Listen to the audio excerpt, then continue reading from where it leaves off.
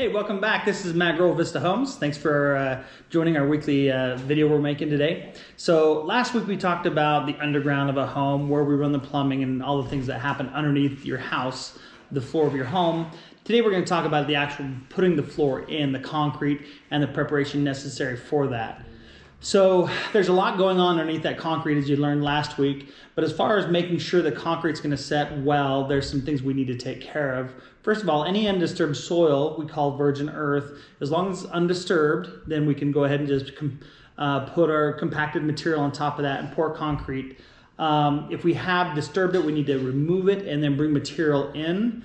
So sometimes we see this with walkout basements. We'll have a drop off of the floor, the dirt of the home, and so we have to fill that cavity up. So we can be in that cavity where it walks out basement, we can fill that up with compacted material, which we'll use on site. We'll get a compactor in there, compact it down, so we can pour material on top of that.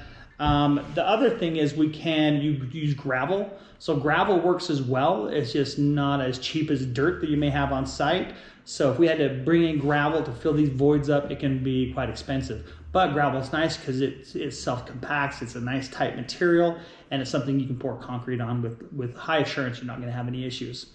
So definitely something you want to be aware of when you pour that concrete. We want to, once we get that compacted to the bottom of where the footings are, so we essentially have 10, 11 inches to fill, we will fill that full of gravel, that whole pad area. So they have these trucks that have these big conveyor systems that will shoot the gravel into those cavities, and then it's nice and level with the top of the footings, and then the slab goes right on top of there, so the slab rests on those footings and that gravel.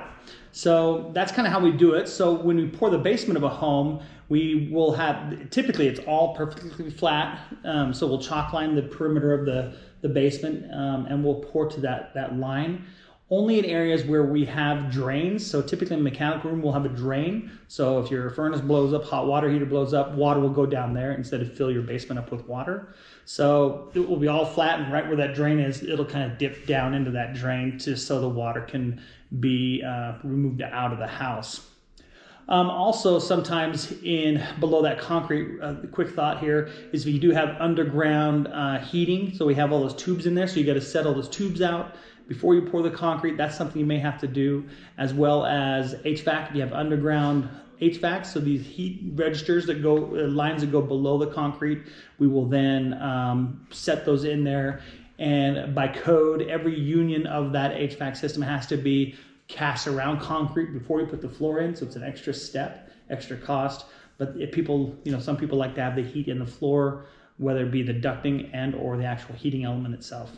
So let's move on to the slab itself. I talked about 4 inches around the whole house, draining into draining into these drains, the mechanical room. Now, there's a good debate as far as what you should do in the basement. Do you saw cut it so there's natural break lines? Do you just naturally let it just kind of crack? Typical tradition here in northern Utah, they will pour the basement and simply let it crack as it will, mainly because most of the basements are covered in carpet. It's less expense, and there's typical cracking that happens. Now we don't want any massive cracking, because anytime concrete is poured and you don't have break lines, it will crack. So we find it to be best to just let it crack where it will, and as it settles, and as long as there's no huge separations or deviations of the plane of the concrete, we can accept that. So a lot of things you can do to minimize cracking and shifting in that concrete pad. You can use rebar, mesh, a lot of different additional materials to hold that together. In the garage, it's a little bit different. So instead of being completely flat, we want it so when you pull your car in with snow and ice in the wintertime, that as that snow and ice melts, it will drain out of your home. So a lot of homes, garages will have, typically, they say 1/4 inch per foot is a little too much in my opinion. 1/8 inch per foot is a little too little, so I actually go around 3/16 per foot drainage from the front back to the front, or to the door itself. That just ensures the water is going to shed out of the garage when you come in with some kind of moisture or water, whatever it may be. We've had a lot of customers do garage drains, which are pretty straightforward. Even if it just doesn't drain anywhere, it just catches. so as water melts off your car, it'll go in the drain pan and simply just evaporate with time. Or you can simply just run it out of your garage into a French drain or something like that. So anyways, that's kind of the background of compaction and pouring the slabs in your house and your garage. Thanks for joining us today. Definitely go down, hit like, go down and subscribe. Love to have you listen to our videos. If you have any questions, comments, love to hear from you. Anyways, thanks for joining us. Next week, we're going to talk about framing a house and actually start seeing the house go up. Thank you.